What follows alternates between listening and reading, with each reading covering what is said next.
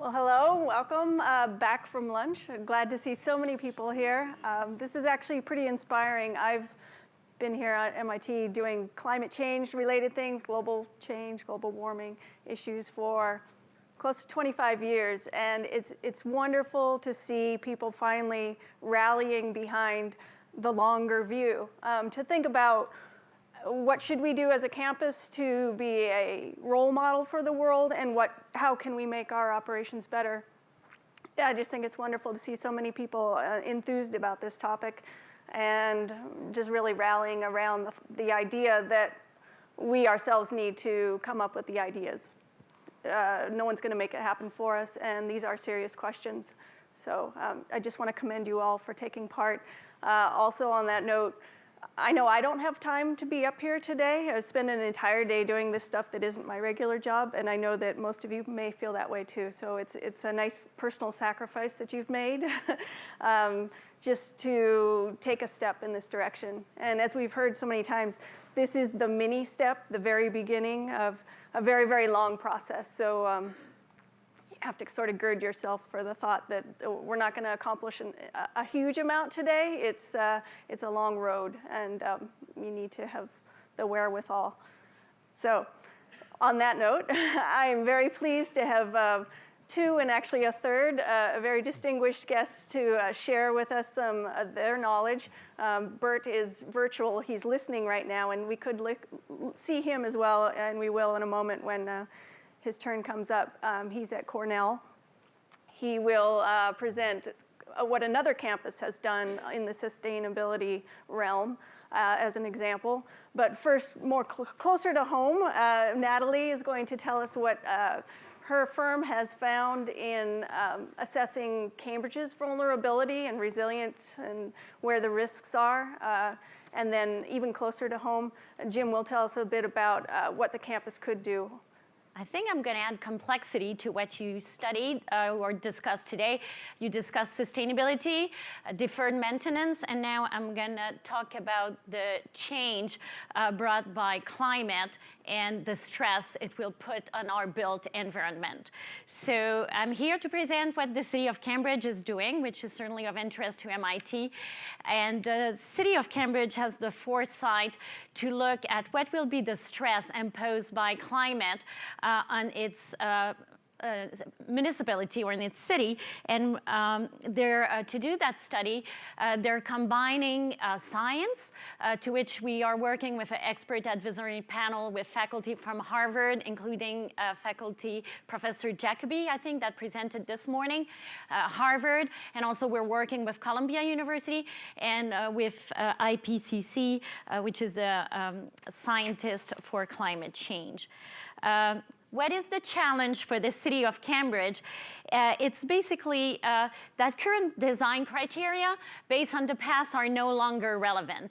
And we need to make new approach to understand what will be the parameters of climate and how we should build our environment for it. And why the City of Cambridge is doing that and what will be the deliverable or the outcome of the project is to understand what would happen if the city would take no action, and also to identify the physical and social and economic asset that will be most at risk. So what we're doing basically is a stress test for the City of Cambridge, looking at what climate change could mean for the city. This is a three-step approach, which is basically the project framework, looking first at climate projection and scenario development, doing a risk and vulnerability assessment, and the next step, which would be in another phase to be started this summer, which would be what the city called a preparedness plan, but which is in fact an adaptation plan. The climate projection are being done looking at time horizon. So this is looking at what would happen in the 2030s and what will happen, which is considered as the near future, and what will happen in 2070, which would be a more distant. Looking also at emission scenarios, so this is where the scenario development is key, and this is the link with sustainability, which is a key point, because that's a key question asked to the city of Cambridge. If you're moving to vulnerability assessment, are you giving up on sustainability and mitigation? And the answer is no. I mean, because what is made as a decision for sustainability and mitigation will inform the scenario development. So we've been looking at high greenhouse gas emission scenario and low greenhouse gas emission scenario in terms of how they would impact the climate. So one aspect is obviously the sea level rise, which is most discussed on the news and within this area. We are working with MassDOT, who is undertaking a very advanced model of sea level rise and storm surge, which is called ADCIRC. And the results are not public yet, and this is to be issued within the next month. But one of the key findings, which was kind of surprising to us, is that most likely the Charles River Dam won't be overtopped by 2030, which means that there won't be flooding. There's unlikely to be flooding from the Charles River due to a hurricane, okay? That will happen sometimes between the 2050, 2070, and this is where, I mean, the consequence will have to be looked at. Those results are not totally compiled and final yet, but that's gonna be what we're gonna be looking at this spring when these will be reported. But that means that for our team and for the city of Cambridge, which was another aspect of the climate parameters, which were change in precipitation, which we thought would not be a priority, became the key factor in what could cause major flooding within Cambridge between now and the 2030. So this is looking at climate projection. You know, when you hear, for example, that the intensity of precipitation will be increasing in the near future. This is where, and there will be more rain in more focused event. What does it mean? And that has been one of the challenge of our study, is to link science projection with engineering planning and what it means for construction. So basically, we've been looking at how what is the 10-year storm is being planned, what we call a 10-year storm, which has a 10% probability of event, which is happening today.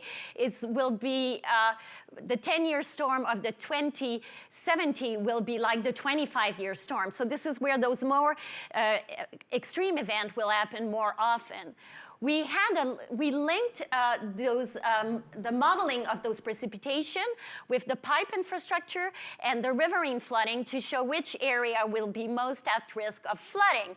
And what it means for MIT is basically that some area will be at risk for a kind of more extent of flooding and a more critical depth of flooding as well. And we did a similar study for heat as well, and this is where we look at where there's going to be a significant increase in heat, and where the baseline today is where you have about 11 days about 11 days about 90 degree on a time base. On a yearly base, it's going to be 3 times that by 2030 and 6 times that by 2060. And then again, we look at heat island and what it means in terms of specific stress to specific areas of the city, and so those are area above 90 degree, and this is what it looks like in the 2030, and it's quite critical in the 2070. And again, what does it mean for a campus like MIT is extreme heat events are likely to increase in frequency, intensity, and duration, and precipitation-driven flooding is likely to increase in frequency as well. And again, that sea level rise will be less of an impact in the near future. Then what it means for the vulnerability and risk assessment, what we did is we identified critical asset and resource for what is the built environment and what is the social environment, looking at public health and vulnerable population as well as economic impact. And this is where we looked at the climate projection.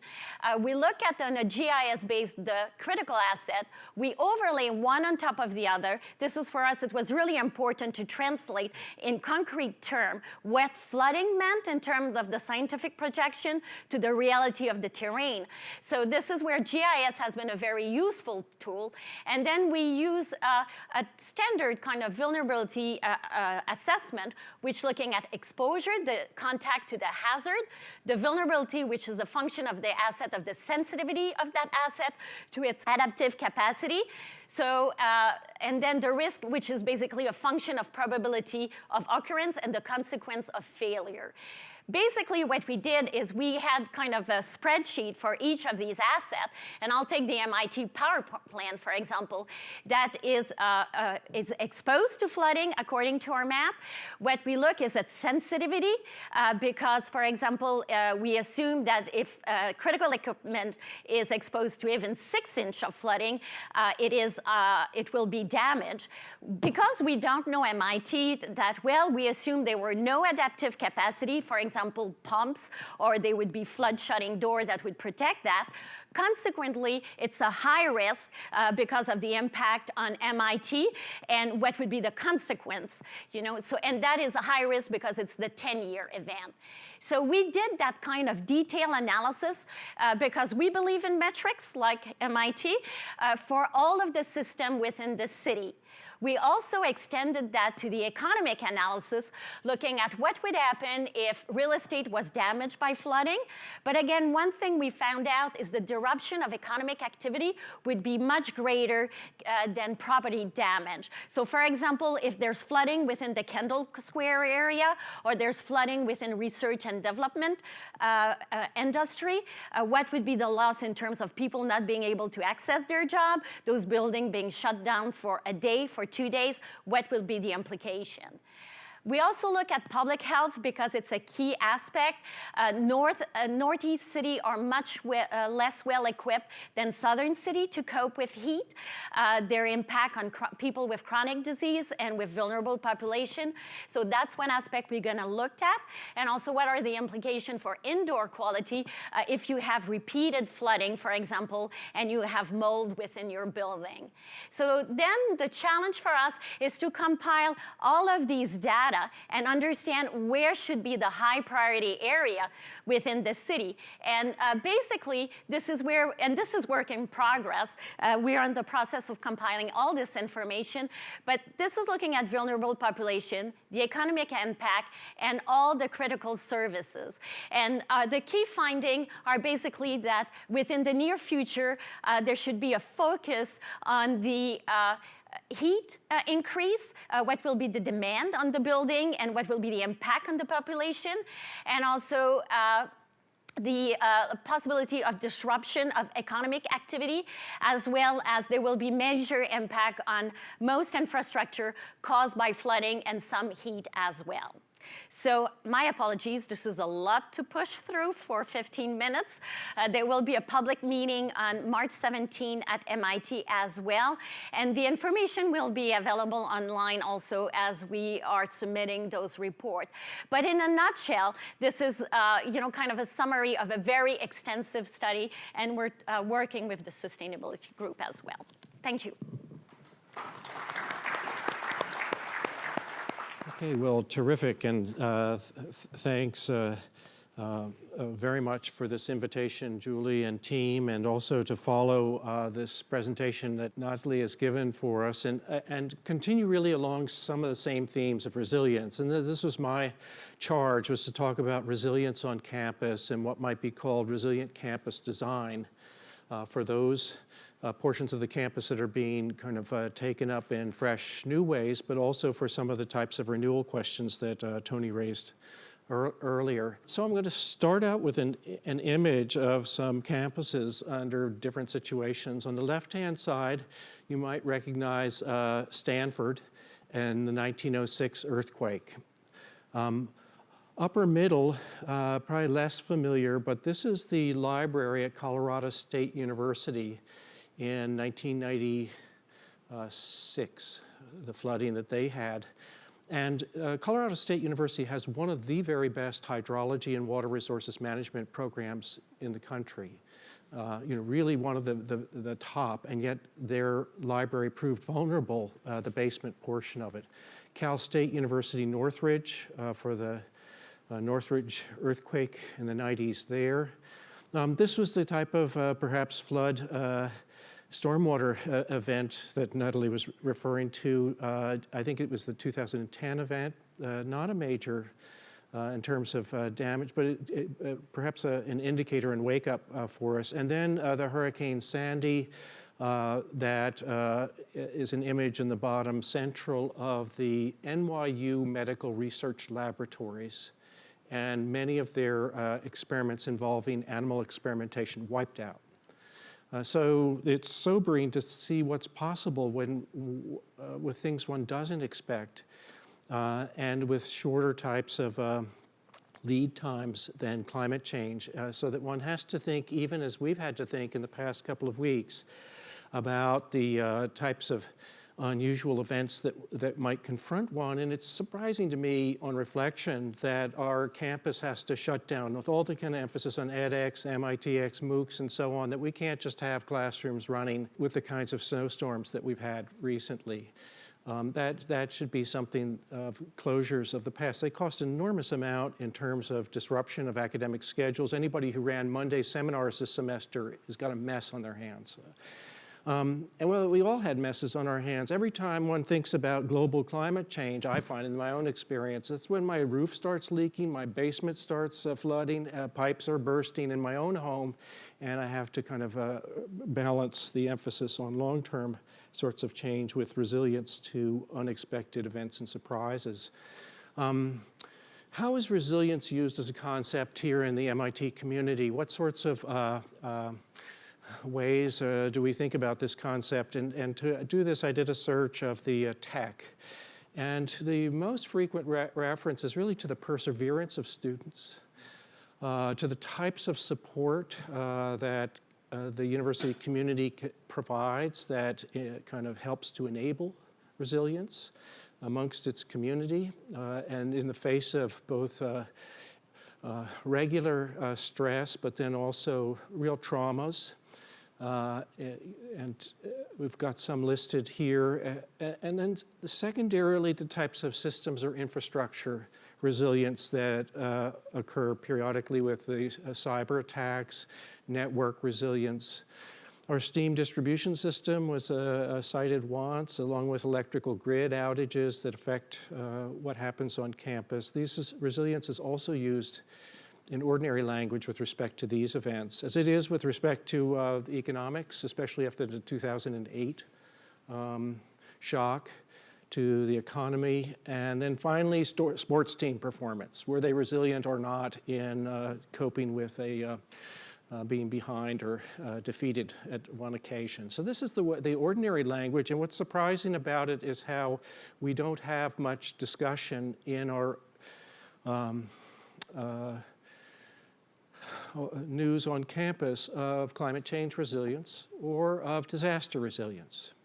Doesn't come up as part of the ordinary language on campus, and the way that it does in some of our courses and the research that we're doing. And so it's worthwhile, I think, to kind of just distinguish several concepts of resilience and how they contribute to what might be envisioned for campus. The most common, widespread, would be more what I would call mechanical ideas of resilience, the ability to return to a prior state or some acceptable equilibrium.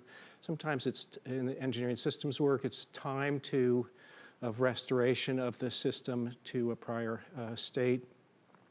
The ecosystem resilience field that Buzz Hollings and others really pioneered a generation ago stressed and introduced concepts of adaptation, both ecosystemic and evolutionary adaptation, but also behavioral types of adaptation within ecological systems, and then the whole modes of interaction between human and ecological systems that field of conservation ecology has contributed.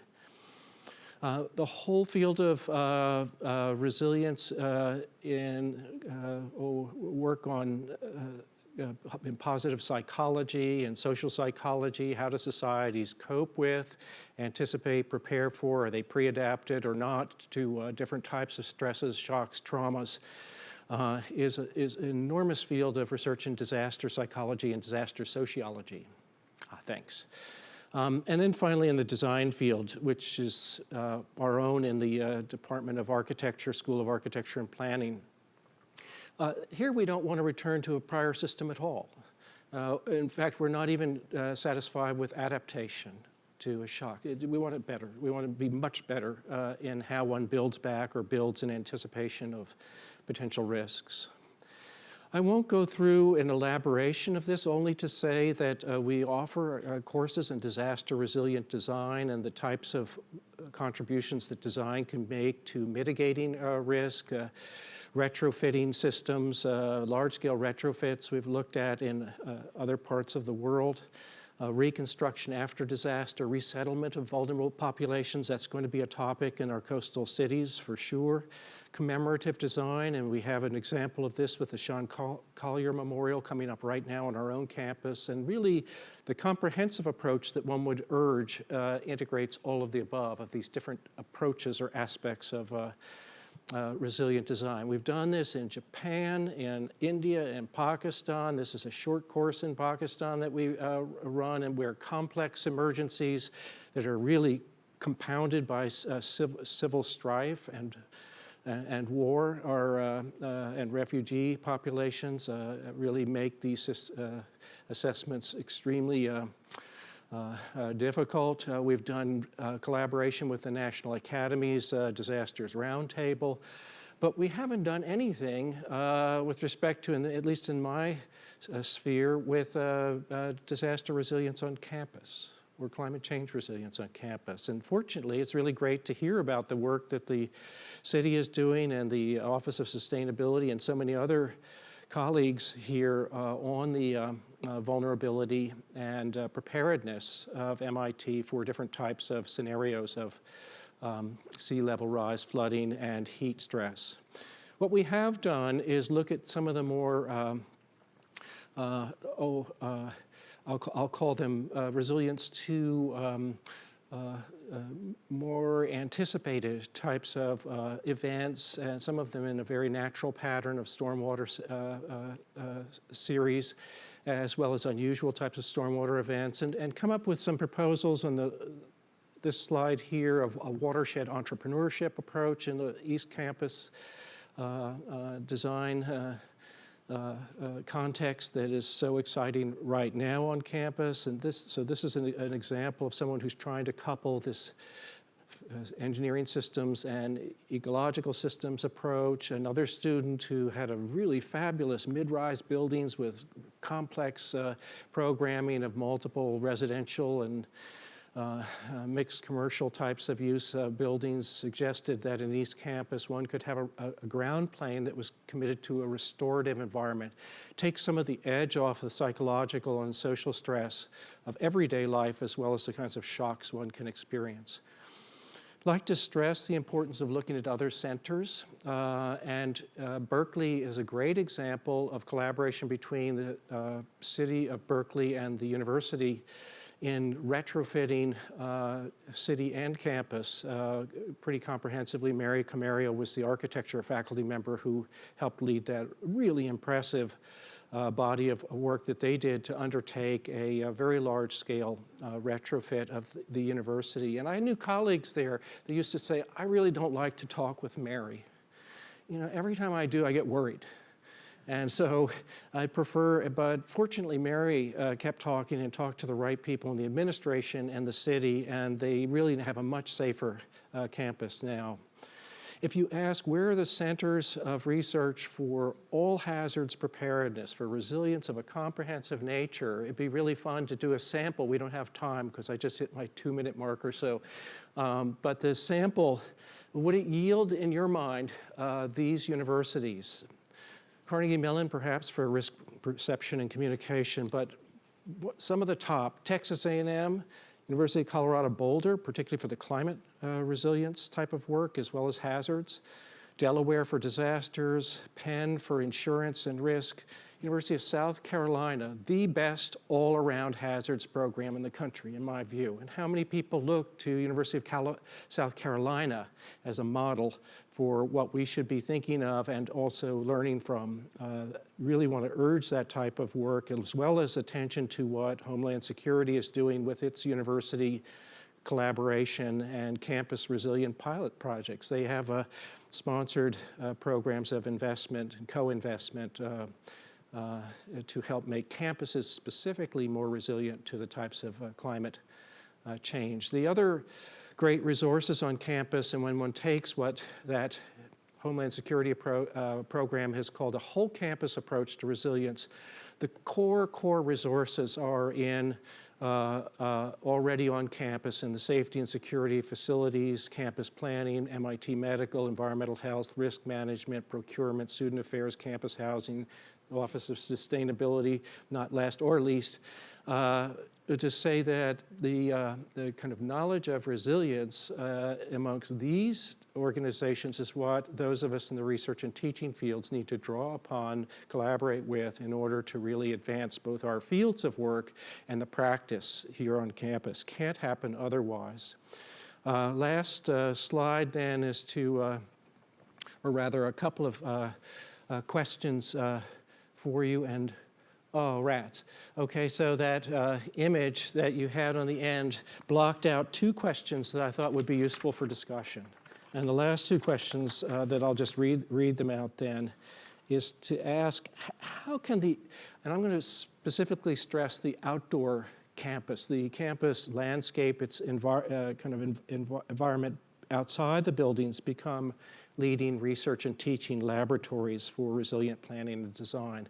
I feel like we've made a lot of progress on building science, building technology, but as an environmental system, the campus could be a great laboratory, and that opportunity, I think, beckons enormously.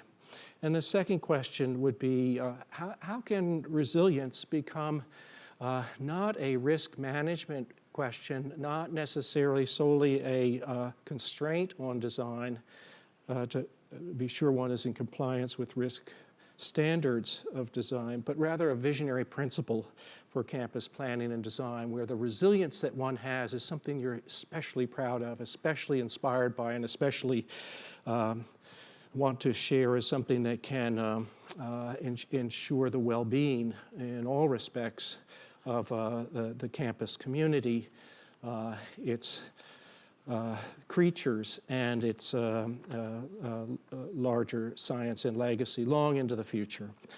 Those are the thoughts on resilience in campus planning and design. Really grateful again to be included in this, and to looking forward to the prospects for working with all the different groups on campus that are A, already doing this, and B, have a sense of what might happen. Thanks very much.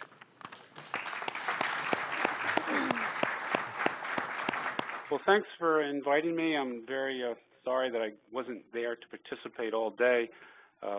Flight was canceled. I was hoping to participate for several reasons. One, just to contribute to your efforts, but two, to learn more about what you're doing. We're all kind of, each university has our own path. It's time for Cornell to sort of reset our approach to sustainability on campus and throughout our academic mission. We've kind of, over the last 6 to 8 years, developed governance and an approach and processes that need to be reset. We're getting a new president. Our president, David Skorton, stepping down on June 30th, going to be the secretary of the Smithsonian Institution. We're getting a new president. We'll get a new provost this summer. We have a new director of campus sustainability. And all our governance structures are really time to reset. So I'm really anxious to hear how you make out today, and I'll follow up with Julie. This is kind of the flip side to adaptation and resilience. I'm going to talk mostly about mitigation. It's our story here at Cornell, and it'll be different in every university, I think. I just hope that all our stories, when we look back from sometime in the future, we do the right things as soon as we can do them for mitigation of carbon emissions and to prevent global climate change. So I'm going to tell our story, and it begins back in, with this picture, which was taken in 2001. I was on actually vacation. It was a quiet spring. I was on vacation in a barrier island off the coast of South Carolina. Not much happening, no internet connectivity. I don't think I had a cell phone. Little did I know it, but there was a takeover of our administrative building by the students. And you can see here, I don't know if you can see my pointer, Coyote Now. Students took over the administration building, basically occupied it, wasn't the word that was used back then, and demanded sustainability and demanded Cornell comply with the Kyoto protocols. We came back to this headline. I'm just going to pause for a second and let you read this.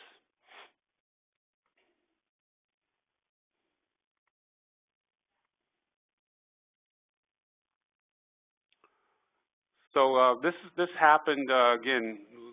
I came back to this, and all of a sudden, Cornell had committed to the Kyoto Protocol reductions because, as you may recall, President Clinton had signed the Kyoto Protocol in his term in the late 1990s, and the United States Senate and George Bush and the House failed to ratify the protocol. So Cornell signed up to do the Kyoto protocols, and that was sort of the beginning of our goal setting in that kind of messy conflict resolution way. So we signed up for that, and then in 2007, David Skorton committed to the campus to be carbon neutral by the year 2050. There was a big push then by the American College and University President's Climate Commitment, actually founded by Second Nature and others, to have campuses sign up. I think there's almost 700 campuses signed up for this. So we were one of the founding institutions that signed up for that. And then 2014 came, and a faculty senate resolution called for two things. One is a divestment from fossil fuels by our endowment, and two was to accelerate climate neutrality to 2035. So our president, in consultation with the trustees, said no to divestment from fossil fuels, but yes to accelerated carbon neutrality action to get us off of fossil fuels. At that point, I said, whoa, that's only 20 years from now, and that's daunting because I know how long it's going to take to completely transform an infrastructure that's based on very cheap fossil fuels. So we came and said, we in facilities cannot be doing this alone. It needs broad campus ownership, specifically by academic leaders. We've engaged our colleges through a Think Big Red. That's we're the Big Red. Think Big, Live Green program. We have a new budget model, and actually I just came in today. I'm going to show you the headline here. I don't know if you can see that, but it's provost to slash budgets across Cornell University. To address $55 million annual deficit, colleges will see cuts totaling $27 million.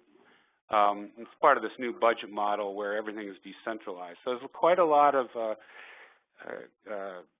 consternation about budgets right now. It's kind of a hard time to take a new initiative on that might cost money, that will cost money. But we're asking for academic leadership in this effort. And the only way we're going to make this, I think, is if there is a tie-in to the academic mission. We had a working group of faculty and staff work on this problem of acceleration. Here are some of the recommendations. I won't go through them each, but typically we're looking for stronger academic partnerships and aggressive investment in energy conservation and in addition to adding a price of carbon to utility bills to colleges and units and adding price of carbon to business travel, which several universities are considering and many corporations actually do. That's not happening right now based on that headline I just showed you, but it's under study. So I'd like to go through our strategy right now. we're trying to minimize growth. We're not going to eliminate it. We're going to reduce energy demand where we can, and then make up the supply, decarbonize our energy supply, both electricity and heat. About 50% of our energy goes into electricity and about 50% into heat. And then what we can't reduce, we'll have to offset. This is a little chart of where we've been. In 2008, that was our first greenhouse gas inventory submitted to the President's climate commitment. The blue bar is the on-site fossil fuel combustion, which was coal. Cornell had been primarily coal-fired since our founding in 1865. So we heated the campus with coal-fired steam through a steam distribution system, a legacy system, and mostly procured our electricity from the grid of the New York State electric grid, and that's the carbon footprint from that. We also included in our inventory commuting by employees to work and students, daily commuting, and air travel for work purposes. Now, we were able to reduce this by 2012 by 33%, and mainly because we went off coal, and instead of separately procuring electricity, we went to very efficient natural gas-fired combined heat and power. So we make all the electricity in-house, and we make all our steam in-house, and it's more efficient. So pretty big win there. And I believe MIT's system is much like ours is now. MIT didn't have the opportunity to go off coal, so not the big win that we had here. We've bumped up a little in 2014, as you can see. That's primarily cold weather related because of more heating degree days. On the demand side, what we're looking at now is continuing to keep our building energy demand from rising. This chart shows from the year 2000 to 2014, the campus has grown to over 14 million square feet, about a 20% increase, and the buildings are listed there. And most of them are high-tech energy hogs, basically. The labs we build are 150,000 BTUs per square foot per year because of so much ventilation to keep the labs series safe. But throughout this growth, we've been able to keep our steam use and demand flat, as you see here in the red bars, and the left-hand axis is the million BTUs in a year.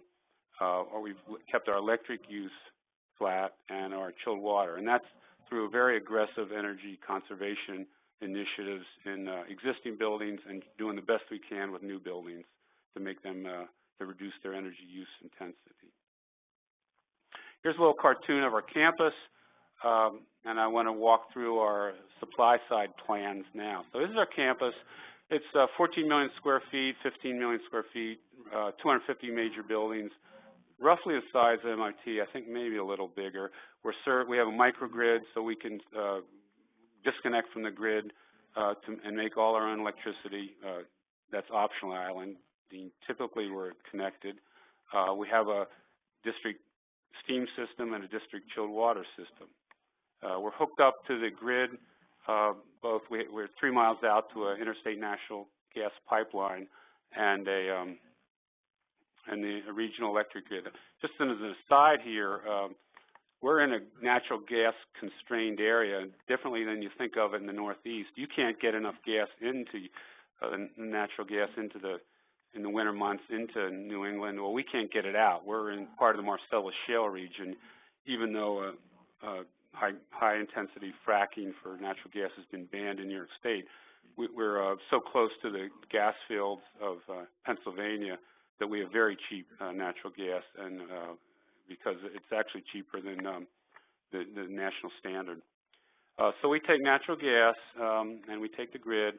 We also have a hydro plant, 1 megawatt hydro plant, which serves the whole campus as a 30 megawatt load. This hydro plant was built in 1904. We're continuing to renew that with turbine rebuilds and control rebuilds. In 2000, we started up lake source cooling to cool the campus. it's a pretty innovative project. Since then, the City of Toronto has followed us, and we go 250 feet deep to where it's always cold in the deep waters of Cayuga Lake. And so we bypass the refrigerant system, compressors. We've dropped our summer load peak by, it would typically be about 45 or 50 megawatts if we had to run conventional chillers. But with this system, which is a sustainable supply system, we're about 30 megawatts, quite a dramatic reduction. Now, looking forward, what are we going to do to get off natural gas if we are continuing to drive to a climate-neutral campus? Well, one idea is solar to replace the brown grid. We've started up one 2-megawatt solar project, and I'll talk about that on another slide. We're also contracted for wind. We hope to get a local wind farm built by others where we would take all their output, enabling them to get their investors and offset about 20% of our electric use. This is our big Hail Mary idea for heating the campus. So electricity is one thing, and this is to go deep into the earth, and I have another slide on this. So I'll just approach these two future electric with the next slide. Oh, and there's peaking biomass for heating also. So solar, we use other people's money. We're going to third parties to build right off campus. This is our first 2 megawatt. It's about a 10-acre solar site. It's kind of funky looking because that's a wetland in the middle of it. And we provide long-term power purchase agreements so the investors have surety of their investment return. Typically, right now we're working on 4 more of these if we can get interconnections agreement with our local utilities. And we're also, as I mentioned, working on a wind farm agreement, or we've signed a wind farm agreement, and hopefully it'll get built. This is back to deep earth heat, earth source heat. This is an idea championed by Professor Jeff Tester, who came to us from MIT. He actually started working on this, I think, in the late 70s in Los Alamos. In our case, the concept is we would drill down almost 3 miles to where the earth is hot enough to provide the heat, pump water down because it's dry. This is not the conventional hydrothermal geothermal system. It's dry, hot rock, so we would have to pump water down through fractures to heat it up and then bring it back to a heat exchanger. So right now, this is a concept. We're talking to our New York State and about raising money just to do a feasibility study. But this would be key to, this is our plan A for heating the campus in the future. It's kind of a long shot. It may not work technically, it may not work economically, and it may not be acceptable to the community. So it's all quite interesting challenges we'd like to approach. So my second to last slide is a case study. I just want to throw in something about adaptation.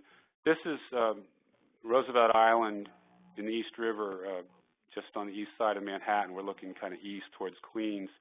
This is our architectural rendering of a campus that we hope is built like this by 2017. We've demolished the hospital. So we won a contest, many of you may be aware of it, that Bloomberg sponsored, to build a tech campus to sort of diversify the economy of New York City. What you see here is all solar panels, and the idea is to make this first academic building net zero energy, where all the electricity, it's an electric building, so the heat would come from ground source heat pumps, and all the electricity would come from, on an annual basis net from the solar panels. We had one set of plans that were actually changed a little bit when Hurricane Sandy came. Hurricane Sandy, the floodwaters came over the seawall, over the sidewalk, over the road, and up on the lawns, like right about here. And so we raised the bottom floor of these buildings about 2 feet because of that. So we had always been cognizant that the projections are for a 6-foot sea level rise this century, but that brought it home a little bit. And we also brought all our transformers above ground So they're in a central utility plant, high and dry, we hope, for the long haul. I just want to put in a plug for the Finger Lakes Climate Fund. So I did offset my now canceled airplane flight to from Syracuse to Boston with our local climate fund. I calculated that I would have used 300 and some pounds, so it cost, or spewed out 300 and some pounds of CO2, and it cost about $3.80 to offset that. So that's what I had. I'll turn it back to Ann.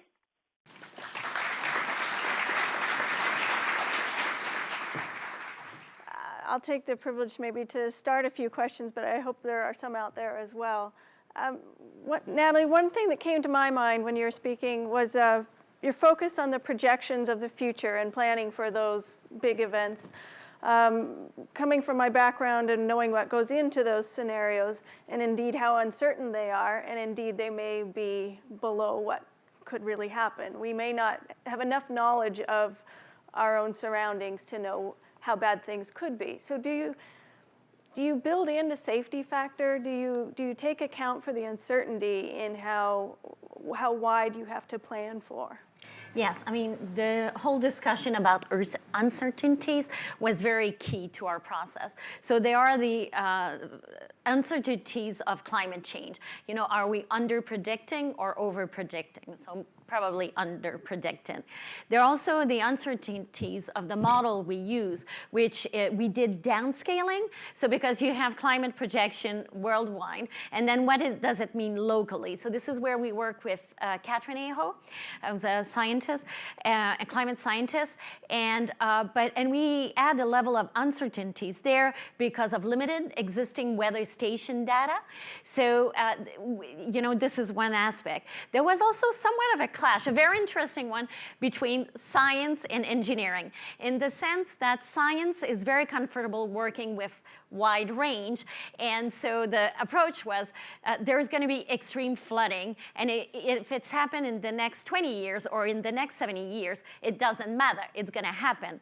From an engineering point of view or from a building point of view, it's huge. I mean, 20 years versus 70 years, you know, it's what are going to be your design standard. So what we have been doing is we add first our climate projection with uncertainties, then we met with Boston Water and Sewer, state agencies, City of Boston, City of Cambridge, and we compared our different model, and we came with what we thought, we worked to align our design storm in some ways, and so we understand the level of uncertainties, and we know the trend's going to be increasing. It's how much, how soon.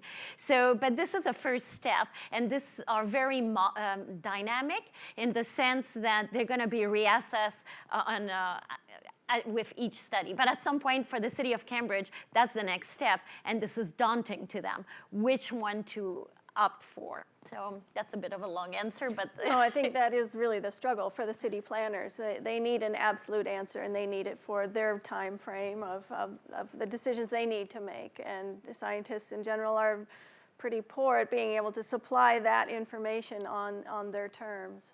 It's a constant struggle. Yes, and one thing we are looking at, what's very helpful is looking at critical asset.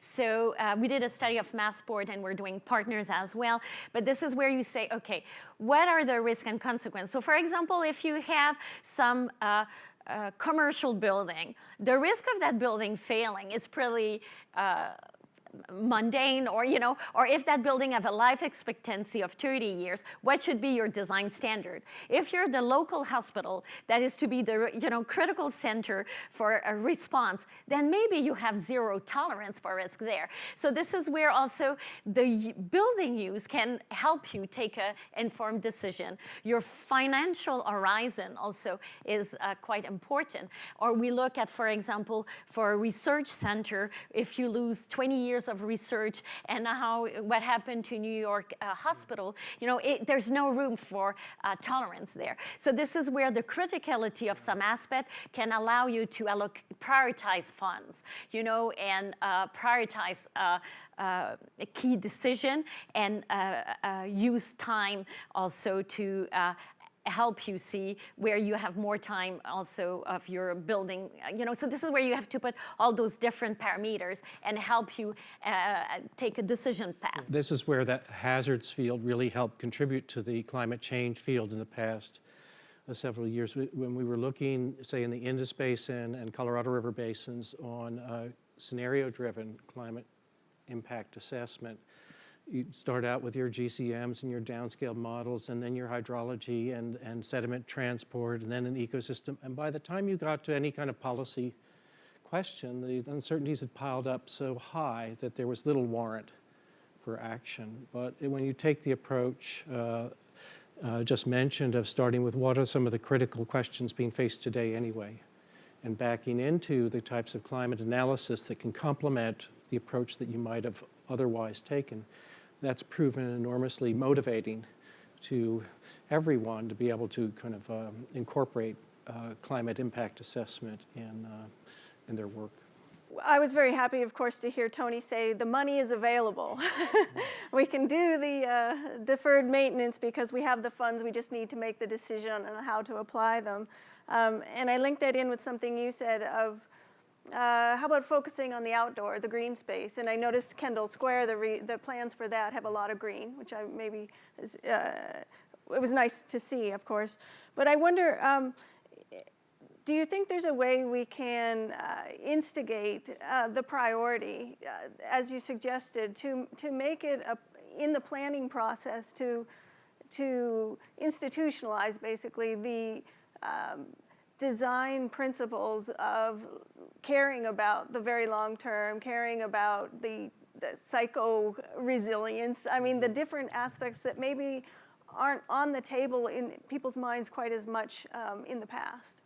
I actually think that is happening. It's been great to see what some of the Killian Court studies that are happening now, a real kind of terrestrial ecology approach coming in for planting design, as well as in Kendall Square East Campus, where some of the ways in which the landscape and landscape architectural consultants are being brought in a very kind of prominent way. There have been many landscape architects in the past, but you really get a sense of a movement towards environmental sustainability as a core principle and an inspiring aspect vis-a-vis constraint on design and campus, so that have the sense that in this current planning and building cycle that this is going to be happening in really important ways that haven't been, I think it's fair to say, part of the history of campus development up till now. So this is really new territory, and if it can be linked with the types of research and teaching that we do, where people who do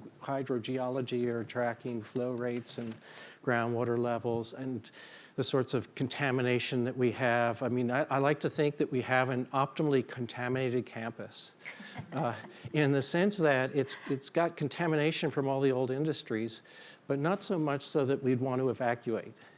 I mean, you actually can measure things, you can remediate things, you can have all kinds of instrumentation of what's happening in this landfill and how it's weathered over the past century. There are all kinds of cool scientific questions related to environmental remediation that could be part of our laboratory here at MIT.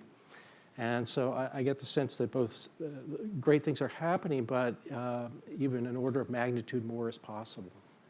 Because the other angle I wanted to get at a bit was a comment you made about not wanting to adapt, but to have planned to not need adaptation. But how can you foresee what's coming and not and take off the need to adapt? Yeah, I actually think adaptation is a misnomer. I mean, it's if you ask do human beings adapt by intention, I don't think that's quite sound conceptually, because adaptation is an ex post judgment.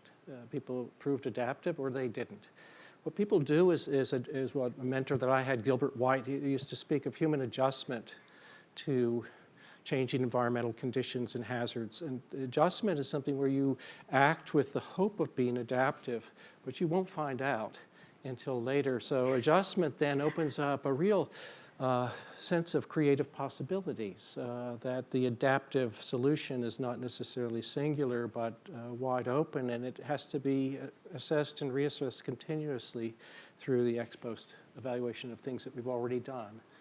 And so adaptation, one tries to mitigate, that is to act in advance and not require adjustments to the actual experience of a disaster or hazard, but that's not possible either. One has to be prepared, and one has to be prepared to adjust in all kinds of ways and possibilities, and even to things that you don't want to think about, with the hope that they'll prove adaptive over the long run.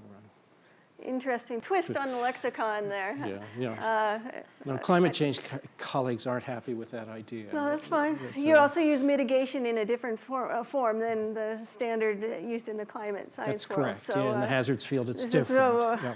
Maybe I'll put in a plug for a communications event we're planning for the Climate Change Conversation Committee is putting on an event on March 31st about why is it so difficult to talk about climate change and communicate the threat and the issues surrounding it. And we've given a couple examples right here on we use the same words to mean different things in different fields. And the example that was given on risk and hazard is risk equals hazard times vulnerability. The hazards people say hazard equal risk times vulnerability. In the engineering field, the same kind of dual usage of these terms. But they're easy to sort out if you're in the field.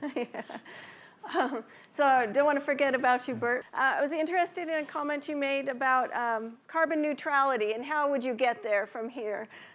In this morning's session, which I don't think you were listening in on, but one theme that came up a few times was collective lack of imagination of how are we going to get there and what will the future look like.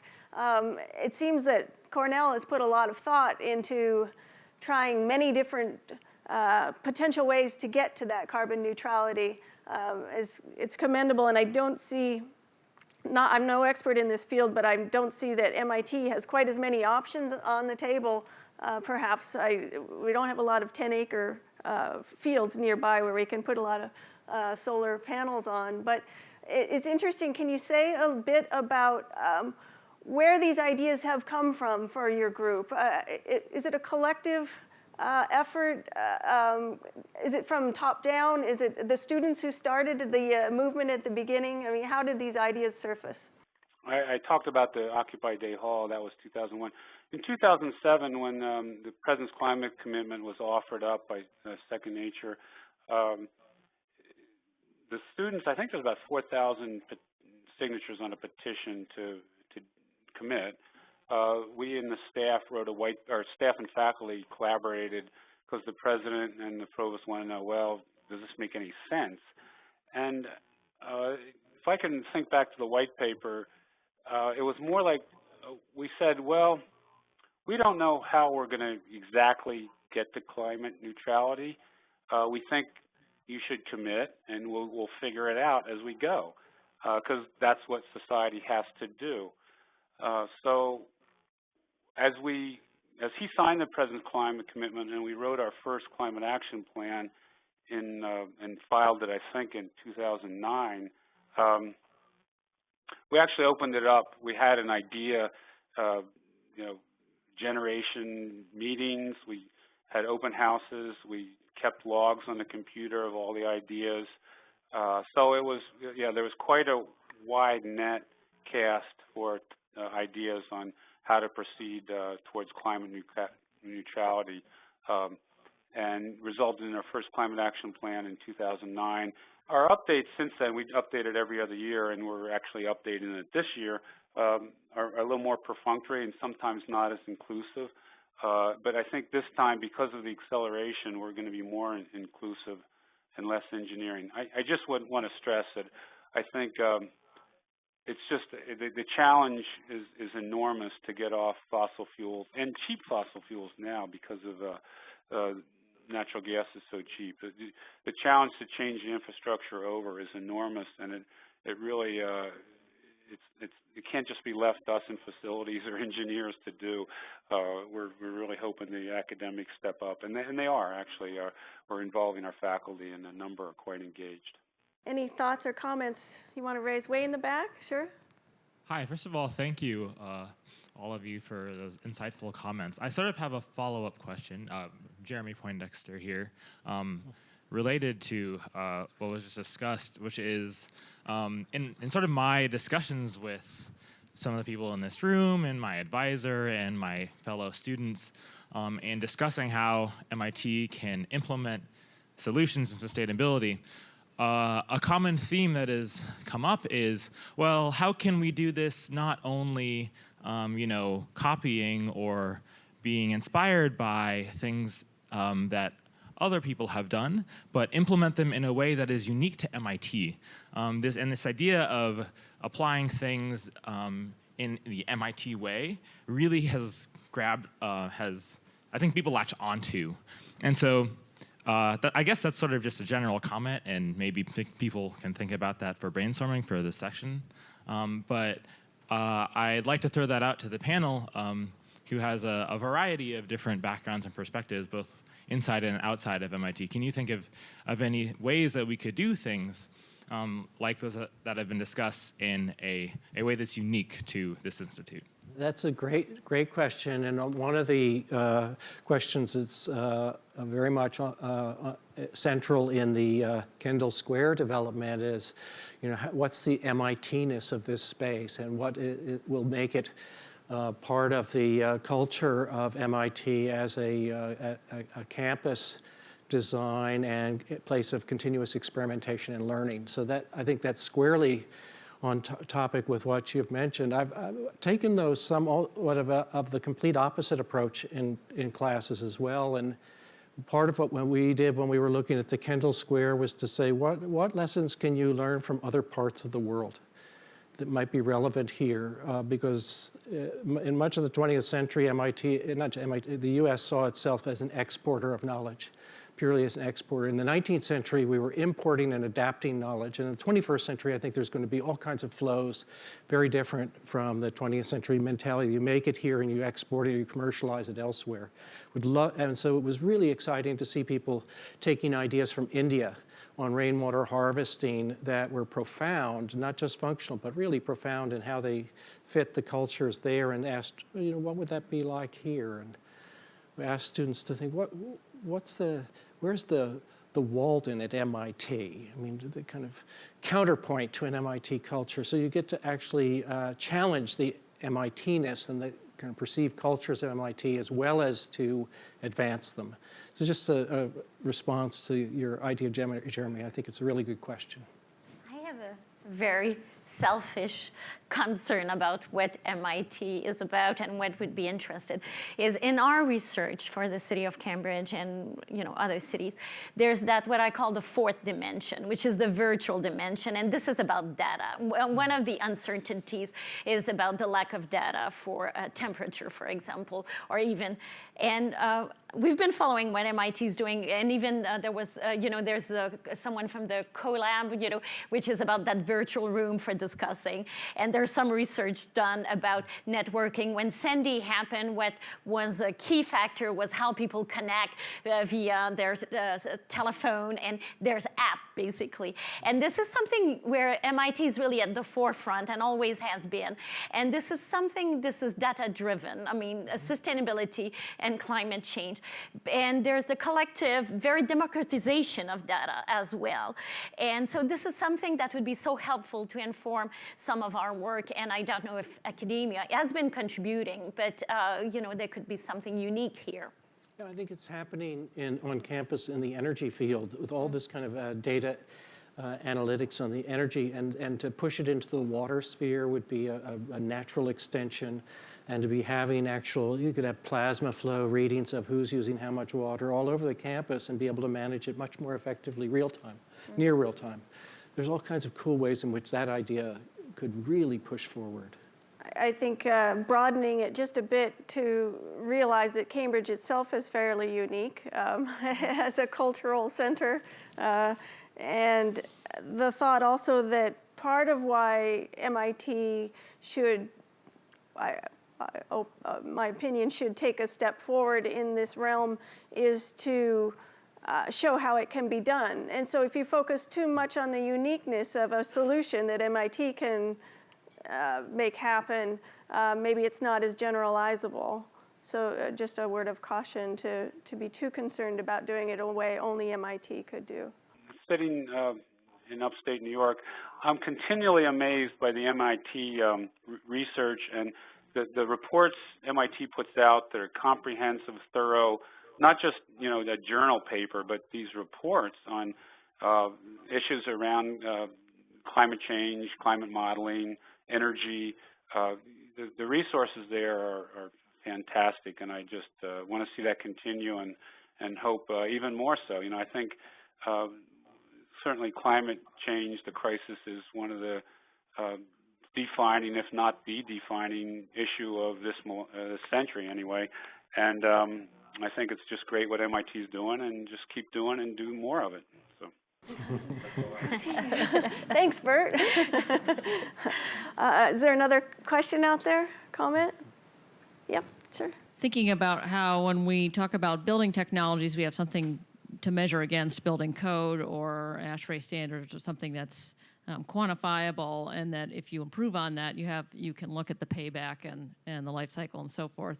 In the case of open space, natural systems, vegetation, it's a little bit, it's not quite as clear yet about how we measure those things and how we talk about what the quantifiable benefits are beyond the kind of softer elements of the landscape that are an improvement, but they're a little bit harder sell perhaps in terms of, if we're just looking at strictly how is this going to contribute to our climate change, are we saying that X number of trees is a carbon offset to a new building technology? Can you help us think about that issue a little bit? A couple of concrete examples. You take the East Cambridge has been going through sewer separation past years, and almost to the point of sewer separation where even though we're going to have fewer combined sewer overflows into the Charles River, we're going to have direct loading of all of the stormwater into the river that was formerly, some portion of which went to treatment plants. So that means the loading of all kinds of contaminants, including the phosphorus that's of special concern, is going to come up. And that could be a really very explicit kind of measured criterion of any kind of campus green infrastructure to go in as phosphorus reduction, for which one could get credits. The second great example is insofar as one can reduce the increase infiltration, reduce the stormwater discharge through green infrastructure, it can reduce your building costs for detention in subsurface cisterns and so on. So there's another trade-off that could be part of, and I think it already is part of a lot of analyses of new building projects. You mentioned some of the microclimatic benefits of trees and vegetation, not to be underestimated what tree canopy can do in all kinds of very subtle ways. And I think cultivating a sense of the subtlety of environmental experience again as to what's a really comfortable space and what's uncomfortable will be, it's not been as necessary with air conditioning and other types of interventions, but if that can be cultivated in people, it'd be enormous in terms of psychological benefits. And I don't think we should shy away or treat soft things as soft anymore. The kinds of experiential and psychological and social, if we look at what our community says is most important in the way of resilience, it's these psychological and social dimensions which we don't measure with respect to environmental interventions nearly as rigorously as other types of benefits. So get the types of work in cognitive sciences and psychophysiology to work on this, and we might find just extraordinary benefits that can be quantified by different types of space and design and stress reduction, which all of us would pay a fortune for a little bit of that and not doing necessarily, Bert, more of the same. As we're kind of at a threshold sometimes. For the city of Cambridge, what we realized looking at projected flooding in terms of depth and boundaries is that it won't be possible to engineer out of the flooding. So it has to be a combination of green infrastructure and standard engineering. And we looked at Hoboken, who was able to get an EPA waiver using a maximization of projected green infrastructure, and that included green roof, green street, combined with their standard, more traditional engineering to show that how much the green infrastructure was contributing to stormwater management. And this is will be a model for the city of Cambridge. I remember mentioning to colleagues in the Netherlands, oh, we only have, you know, several feet down to groundwater in our campus. We have a very shallow water table. And they said, what are you talking shallow? We work with centimeters, you know? It's storage. It brings to mind a comment this morning. I was speaking with Israel over coffee about closing down the campus for the snowstorms recently, because this is, in recent memory, this has been a very unusual year, but in the old days, the campus didn't close during snowstorms. And of course, the reason why they did this year is really had nothing to do with MIT, but primarily to do with the T and the governor declaring emergency. So it's the infrastructure that's not within our control that is controlling our productivity, in a sense. An interesting comment that you made that in these days of WebEx, why would we need to close campus? We could all dial in from home and continue classes and operate. Most of us can telecommute and do our jobs from wherever we happen to be. Could that become a priority instituted in our culture here to not need to be present? Just a thought. All right, thank you again for the participants and everybody for